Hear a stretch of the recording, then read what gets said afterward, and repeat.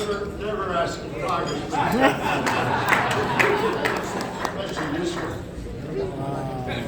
I want to congratulate all the honorees. It's great to see Shivanda, who's put so much into the community. She's photogenic, but she's not simply someone here for a photo. And that separates her from a lot of politicians. She works. She actually does something. Now, for the Congress of the United States, that's a big deal, particularly nowadays. My wife came to see me sworn in last week, and she thought she'd be there for just a couple of days. But she insisted on sitting in the gallery when everybody else went home and we weren't sworn in. She wanted to see the circus. Regardless of what your politics is, that's your business. But it was a circus. We almost had a couple of fist fights on the floor. I mean, I was a boxer when I was a young guy. I haven't knocked out my rear end for many times. I appreciate that. But the Congress of the United States, I thought maybe the level would be a little higher. I was foolish enough to think that. But you said a mouthful, Shivanda, when you talked about the services that are rendered or not rendered in the community. So we politicians talk a lot about a lot of things. We have to stop the horse once in a while, stand on top and just look around and see what's really happening so that we can be adult. There are two kinds of people that go to the Congress. The ones that want to change the world and the ones that want to help the community grow. Before you can change the world, you better change your own house, your own street, neighborhood. Because that's where people need help directly. So I figured that if you talk about the world, nobody will notice, and it'll be so general and so huge, nobody will pay any attention whether you make success or not, or you change things.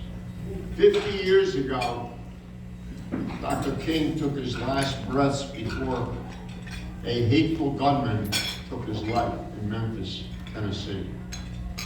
The night before, Dr. King preached from the pulpit of Mason Temple. And Dr. King proclaimed in his final sermon, "Let us move on in these powerful days. These days of challenge to make America what it ought to be. To make America what it ought to be." This challenge remains. So these awards are not given, they're earned. In particular with our young people. I just read of 3 young folk up in Wayne, New Jersey, who wrote about Muslims and how they're treated in different places, Reverend.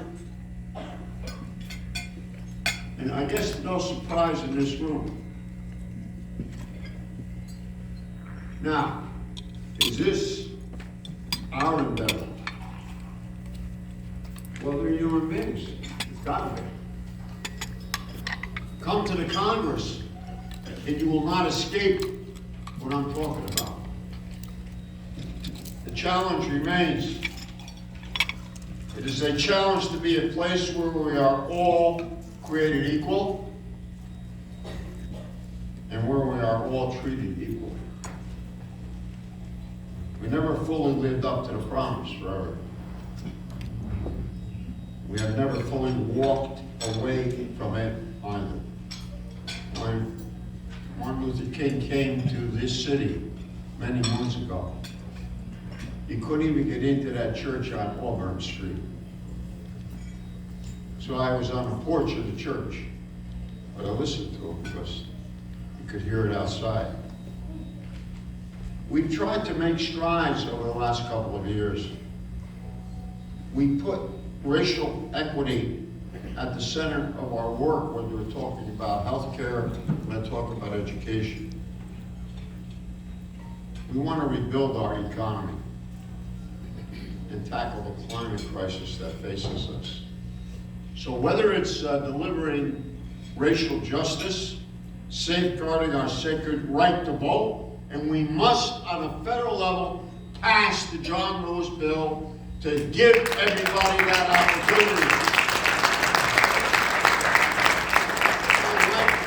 I might say that's going to be a difficult situation, because obviously we don't have the majority in the House anymore.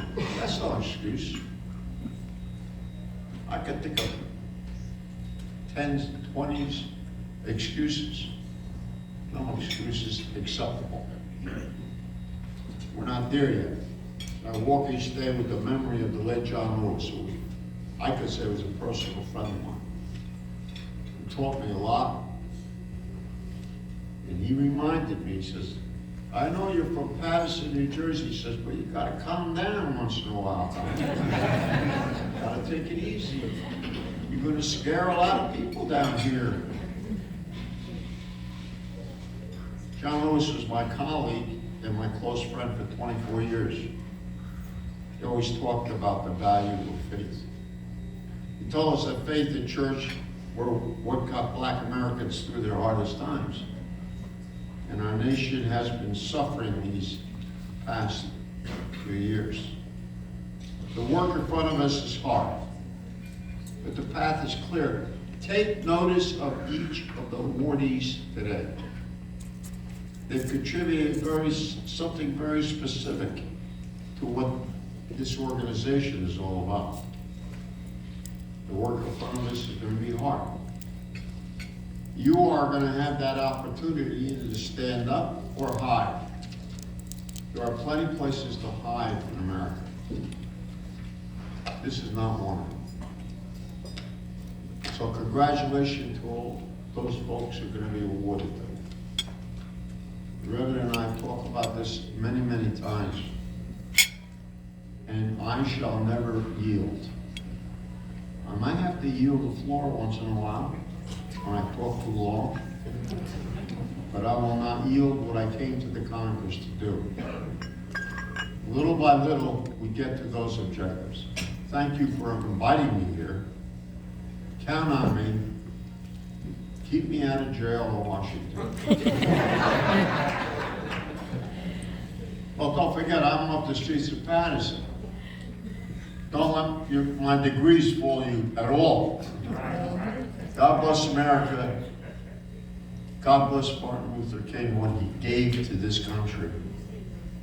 And God bless America. Thank you.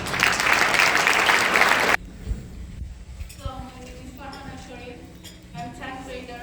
I go to John of Canadian.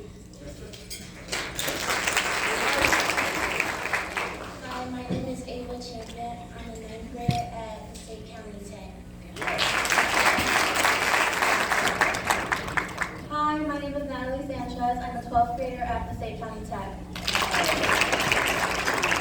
Hi everyone, my name is Barma Hassan and I'm a senior at International High School. This year's first Dr. Martin Luther King Jr. Youth Recognition Award for middle school goes to Yamel Duran Acevedo.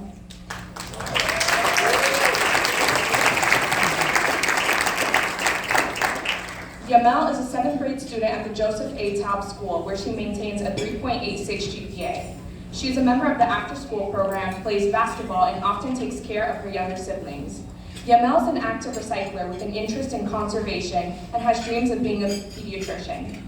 According to her nominator, Mr. Adam Jawiech, Yamel is tearing down the barriers between English language learners and their education. In social studies, it is often Yamel who translates class instructions to her fellow English language learners.